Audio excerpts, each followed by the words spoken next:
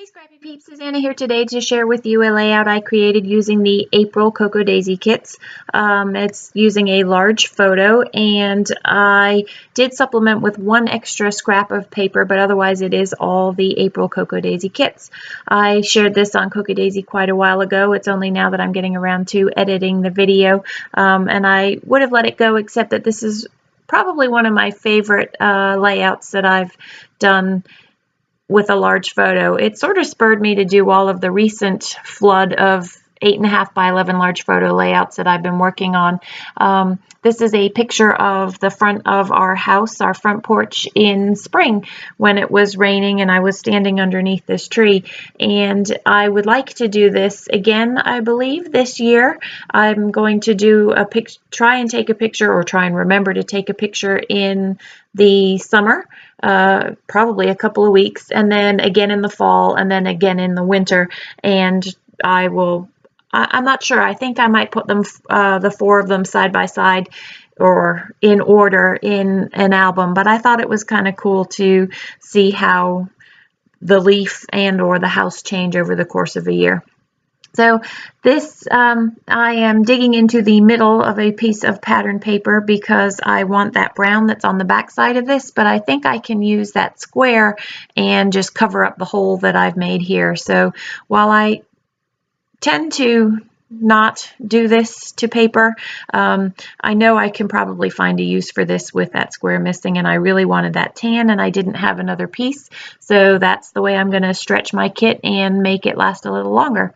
So I printed the picture on an 8.5 by 11 piece of paper, and I just put headers and footers on the picture to cover up the white where I had centered the picture. And once I have those headers and the footers, I'm then going to go in and embellish and decorate with other bits and pieces from the kit. The Simple Stories card that you see there, Home Sweet Home, I thought was perfect for the title, but clearly I don't have room for that big a 4x6 journal card on this layout, so I decided to pull it apart. And in a minute I'm going to fussy cut this and speed up the camera because it's truly simple fussy cutting. I just cut the home, both homes, just rectangular, and then I went in with my scissors to fussy cut sweet, which I'm going to overlay on a tag.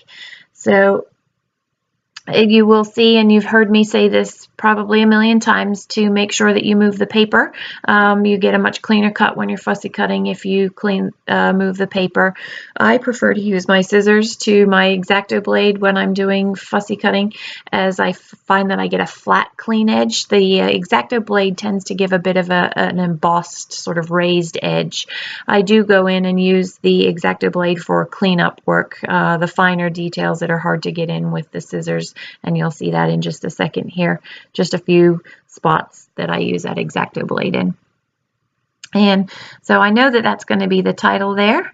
And now I want to embellish the bottom strip, or the footer as I like to call it.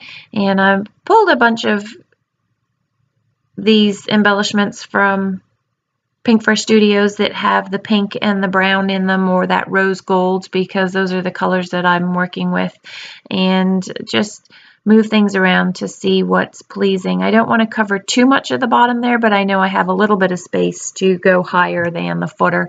And I settle on that tag that says currently loving, and I do go in and journal. You don't see that in this video, but I journaled birds chirping, spring blooms, and longer daylight. And I like this potted flower from the Simple Stories Cut Aparts, and as I don't have any of the stickers or any of the other stuff that came with that collection, I also decide to go in and fussy cut them. I did pull out that piece of paper that had some smaller flowers to see if those would work, but I decided to go with these bigger ones from this piece of paper here.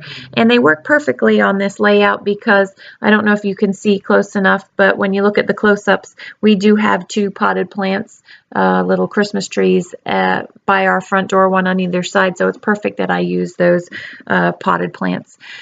So I want to back home because I like it, but just by backing Home Sweet or not sweet, but home, it gives a little more texture and a little more visual interest to the layout. So I do use some pink pattern paper, and then I have some scrap that I pulled from my stash because I really wanted gray, and there isn't any gray in this collection, so I kind of cheated a little bit there. So here's the pot, and again I sped this up because you don't need to see me cut it, but the pot that I referred to earlier that I sit beside the currently loving tag. I really like how that turned out.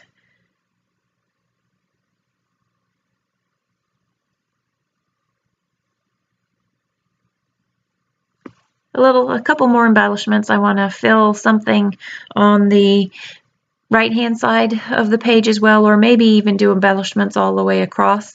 I ultimately decide not to do them all the way across and just do a few on the right-hand side. And again, I'm just playing with the things with the pinks and the rose gold or the tanny browny colors to see what is going to be pleasing to the eye and draw your attention to the photo and the stories, and not take too much with all of the busyness of embellishments on the page. I thought I might fill that space with another tag, but I like that pop of green, and I didn't want to cover too much of that. So this is where I layer borders under home, and I use that pink under the right-hand side home.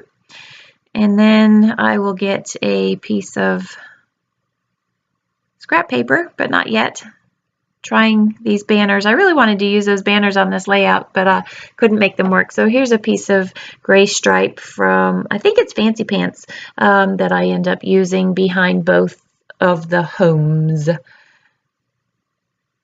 They are not the same. The first home only has the gray.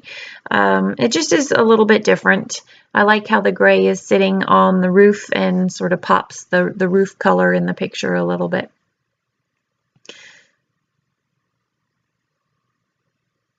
I end up taking that pink sticker or whatever it is away, and I don't use the arrow either. Actually, I do use the arrow, but I take that pink sticker away. It's too bright, and I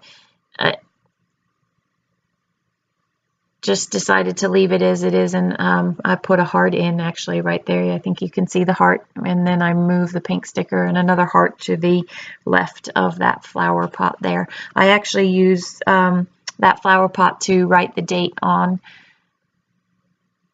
Clearly I want to use that pink sticker, so I move it around and find a home on the bottom for it, and then I cut from the cut apart cards from Pretty Little Studios that says Good Times, and then put that third heart for the balance, so that you've got one at the top under Sweet, one on the left near the flower pot, and then one on the right near Good Times. I tried some of these phrase stickers, but couldn't make any of them work. And really, I have a lot of phrases on here, so ultimately I abandoned any further phrase things because I have exactly where I need to be on the tag underneath Sweet. I have Currently Loving, which is my journaling, and then Good Times and Can't Get Enough on the right-hand side. So there really isn't any more need for some of the phrase stuff. I think sometimes we go overboard with the phrases, and it detracts from reading the actual journaling that you've got on the page. Not that I have a lot of journaling on this page, because it literally is just those three things that make this home. So in a little bit, I'm going to call this done. Once I've got everything adhered, I do put Sweet on foam adhesive. So if you have enjoyed this video and don't already subscribe, I would love for you to hit the subscribe button.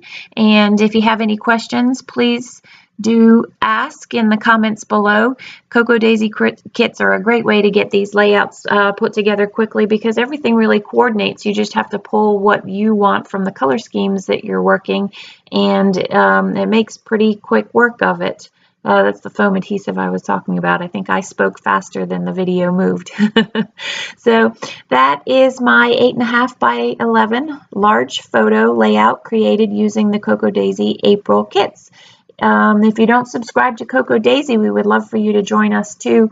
They are a great way to, kits are a great way to make a lot of layouts. And the nice thing about Cocoa Daisy kits is that there are lots of different color palettes, and so each layout looks very different than the one that you created before that. So thanks for joining me today. In a few seconds, I've got 3 close-ups for you to enjoy. Thanks for stopping in, and I'd love to see you come back again. Thank you.